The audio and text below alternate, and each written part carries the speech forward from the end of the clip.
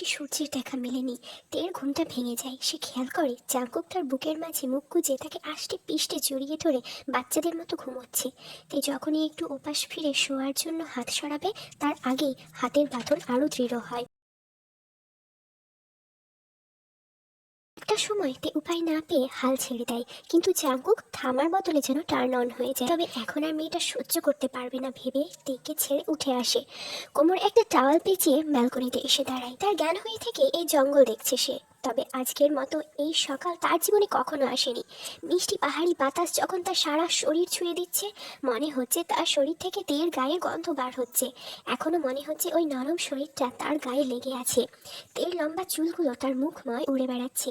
Jungkook যেন পুরোটাই তে তে হয়ে গেছে। তার মুখে এক প্রশান্তির হাসি। পাহাড় বেয়ে এক ফালি সূর্যের আলো ছড়িয়ে গেল চারিদিকে। জাঙ্কুকের মনে হলো এবার ফ্রেশ হওয়া দরকার। তার দলকেও তো ফ্রেশ করাতে হবে। না জানি মেয়েটা ঘুম থেকে উঠে আবার কি কাণ্ড ঘটাবে, কান্না করতে বসবে বা জাঙ্কুককে ভুল বুঝবে হয়তো। কিন্তু কাল রাতে তের ইশারাতেই তো ছেলেটা তার কাছে গিয়েছিল। না হলে তো আরো 2 বছর অপেক্ষা করতে চেয়েছিল জাঙ্কুক। জাঙ্কুক ঘরে ঢুকেই আরো এক দফা আশ্চর্য হয়ে যায়। সাদা ধবধবে কোমল বিছানার উপর দুধে আলতা বর্ণের নখ পড়ে আছে ওপাশ ফিরে। তার খোলা পিঠ লতা মনে হচ্ছে টাটকা ব্রেডের উপর এক টুকরো মাখন। সামনে থেকে দেখার উদ্দেশ্যে জাঙ্কুক অপর দিকে আসে। ওপারের গল্প ছিল ভিন্ন। তার চোখ ধাঁ দিয়ে যায়। কুক আস্তে করে তের চেহারায় স্পর্শ করে। কুক, তুমি উঠে পড়েছো? ডাল, তোমার নড়াচড়াতেই আমার ঘুম ভেঙে গেছে। তোমার নরম শরীরের ছোঁয়া আমাকে বেসামাল করে দিচ্ছিল। কুক, তুমি ভাবছো তুমি একাই আমার ছোঁয়ায় পাগল হয়ে যাও? আমি তোমার গলার স্বরেও পাগল হয়ে যাই Kook. Are you serious doll? আর তুমি এটা কবে থেকে ফিল করছো? উম, জানি না। Give me a hug my sweetheart. Jungkook তাকে শক্ত করে জড়িয়ে ধরে, মুখ গুজে দেয় তার ঘাড়ে। ছোট ছোট আদর দিতে শুরু করে। এই রকম স্পর্শ দেখে ভীষণ সুখ দিচ্ছে। সারা শরীর জুড়ে যেন ভালো লাগার জোয়ার উঠেছে। তার প্রাণ পুরুষের চুল, গলা, পিঠে হাত বুলিয়ে বেপরোয়া ভাবে স্পর্শ করে। Cook, Jungkook. দেখে এত উত্তেজিত হতে দেখে সে বাঁকা হাসে। ডল, আমার অনুভূতি কি তুমি টের পাচ্ছ? বুঝতে পারছো আমি এখন কি চাইছি? তুমি কি পারবে শোনা এখন?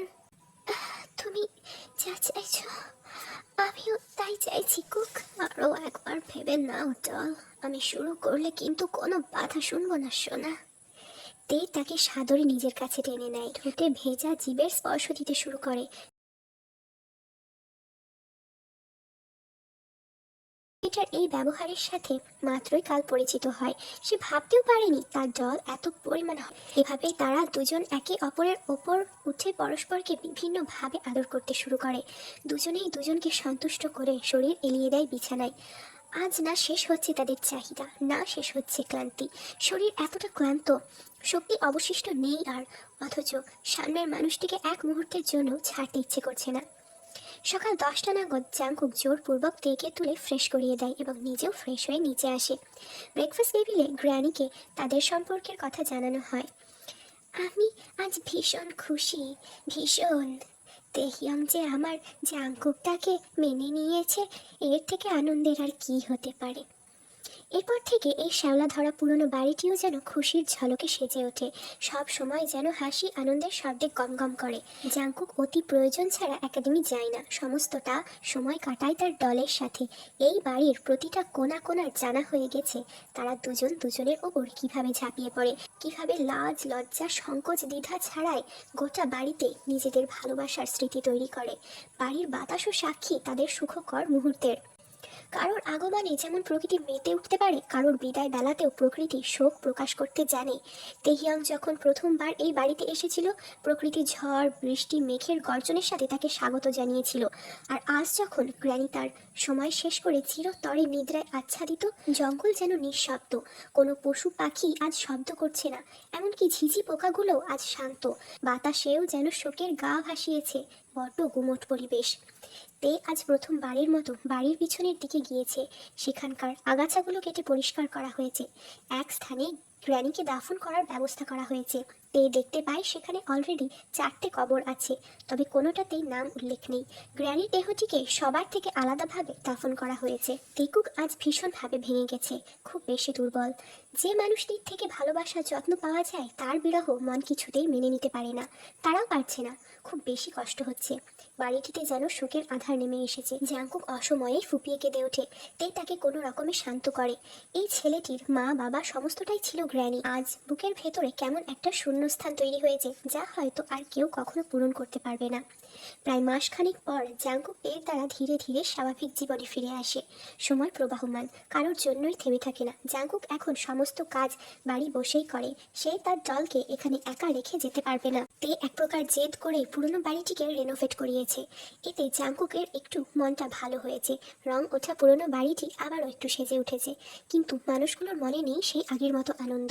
তে ভীষণভাবে মিস করে আগের সেই কুককে, যে সব সময় তার সাথে বন্য খেলায় মেতে থাকতো, যে নিজের থেকে তেকে কখনো আলাদা করতো না। সে আজ মাসখানেক তার দলকে গভীরভাবে ছুঁয়েও দেখেনি।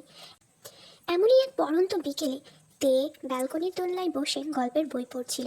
জাংকুক গিয়েছিল কিছু গ্রসারি আনতে, বলে গেছে 30 মিনিটের মধ্যে ফিরে আসবে, কিন্তু বেশ কিছুদিন ধরে তার উপস্থিতি চাইছে একাডেমি থেকে। আজ বাড়ি থেকে বেরোনোর পরেই তো তাকে ফোন করে জানানো হয় যে সেখানে যাওয়ার আজ ভীষণ জরুরি, কোনো গেস্ট এসেছে, তার সাথে দেখা করতে চাই। তাই জাংকুক এক প্রকার বাধ্য হয়েই কেনাকাটা শেষ করে একাডেমিতে পৌঁছায়। Jungkook sir, good evening. কেমন আছেন? ভালো আছি, তোমাদের কি খবর? হ্যাঁ স্যার, ভালোই চলছে। স্যার, মিস ন্যান্সিকে তো আপনি চেনেনই। উনি নিজে এসেছেন স্পেশালি আপনার সাথে মিটিং করতে। ওই জন্যই তো আপনাকে আর্জেন্ট ডাকা। Miss Nancy? হুম, আচ্ছা। ম্যাডাম তো এই রুমেই আছেন স্যার, আপনার জন্য অপেক্ষা করছেন। ওকে, ফাইন, তুমি যাও, দরকার হলে ডাক দেবো। Sure sir. রুমে ঢোকা মাত্রই জাংকুকের চোখে পড়ে এক বয়স 24-এর সুন্দরী তরুণী। এর আগে সে মেয়েটিকে শুধুমাত্র টিভির পর্দায় দেখেছে, সামনে থেকে যেন আরও সুন্দর। নিজের চেহারা ও শরীরের ভালোই পরিচর্যা করে দেখেই মনে হচ্ছে। চুলে সোনালি রং করা, পরনে আধুনিক পোশাক। হ্যালো মিস্টার জাংকুক, কেমন আছো? মিস ন্যান্সি, আমি ভালো আছি, আর আপনি? ভালো আছি, তবে অনেক ব্যস্ত। তবে এই ব্যস্ততার মাঝেই তোমার সাথে দেখা করার সময় বার করেছি। আচ্ছা, তো বলুন মিস, আমার সাথে মিটিংয়ের উদ্দেশ্য নিশ্চয়ই ভীষণ ইম্পর্ট্যান্ট কিছু। আমি শোনার জন্য আগ্রহী ম্যাডাম। তোমাকে এর আগে টিভিতেই দেখেছি। তোমার গানের গলা অসাধারণ, একদম গোল্ডেন ভয়েস, আর চেহারার সৌন্দর্য তো। ওই জন্যই হয়তো নিজেকে আর আটকাতে পারিনি, ছুটে চলে এসেছি তোমাকে দেখতে। শুধুমাত্র আমাকে দেখার জন্য এত দূর চলে এলেন? তুমি জানো তোমার এই স্টুডিও খুঁজতে আমার 4 মাস সময় লেগে গেছে। আমি তোমার সাথে কোলাব করতে চাই। I see. তবে মিস ন্যান্সি, আপনি হয়তো জানেন আমি এখনো পর্যন্ত কখনো কোনো আর্টিস্টের সাথে কোলাব করিনি। জানি জাংকুক, ওই জন্যই তো সবার আগে ছুটে এসেছি। আমি চাই তোমার ফার্স্ট ফিমেল পার্টনার হতে। জাংকুক মেয়েটির প্রতিটি পদক্ষেপ ভালো মতো পর্যবেক্ষণ করছে। সে বুঝতে পারে মেয়েটি তার সাথে ঘনিষ্ঠ হতে চাইছে। জাংকুকের বেশ নামখ্যাতি ছড়িয়েছে এই 2 বছরে। মডেল, আইকনিক সৌন্দর্য এবং তার গোল্ডেন ভয়েস কিছু সময়ের মধ্যে সুনাম অর্জন করেছে চারিদিকে। বর্তমান সময়ে সোশ্যাল মিডিয়াতে সবচেয়ে বেশি চর্চার বিষয় হলো জাংকুক। এই সময় তার সাথে কেউ কাজ করতে পারলে রাতারাতি সেও তার মতো স্টার হয়ে যাবে। ইতিমধ্যে ন্যান্সি বেশ ভালো পরিচিতি লাভ করেছে, তবে জাংকুকের সাথে কাজ করতে পারলে সে আরও বড় পজিশনে পৌঁছে যাবে। ন্যান্সি মেয়েটা নিজের জায়গা থেকে উঠে জাংকুকের সামনে আসে, তার হাত ধরে পাশেই বসে পড়ে।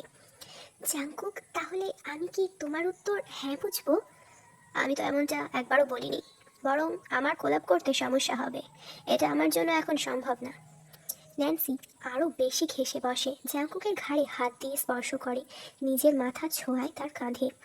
কোনো ব্যাপার না, হয়তো তুমি এখন বিজি আছো, তবে আমি তোমার জন্য অপেক্ষা করতে প্রস্তুত জাংকুক। জাংকুক বুঝতে পারে মেয়েটি তাকে সিরিয়াস করার চেষ্টা করছে, কিন্তু সে কিছু বলতেও পারছে না। সে এক বলবে আর মেয়েটা হয়তো আর এক বলে মিডিয়ার সামনে স্ক্যান্ডাল তৈরি করবে। জাংকুক অতি সাবধানে তার ফোনটা বার করে ক্যামেরা অন করে চালাকির সাথে কফি মগের পিছনে ফোনটা রেখে অ্যাঙ্গেলটা নিজেদের দিকে ঘুরিয়ে দেয়। এরপর ন্যান্সি সেটাই করে যা জাঙ্কুক ধারণা করেছিল, সোজা তার কোলের ওপর উঠে বসে, সারা শরীরে হাত ছোঁয়ানোর চেষ্টা করে। যখন মেয়েটার হাত জাঙ্কুকের প্যান্টের উপর এসে পড়বে, সে তার আগেই তার হাত ধরে ফেলে। আপনি এটা কি করছেন মিস ন্যান্সি? ওহ জাঙ্কুক, তোমার কাছে নিজেকে অফার করছি। এত হট একটা ছেলে দেখে কি আর থাকা যায়? আমাকে আপন করে নাও না বেব। সরি ম্যাডাম, আমি এটা করতে পারবো না। আপনি নিজেকে এই পর্যায় থেকে সরিয়ে নিন।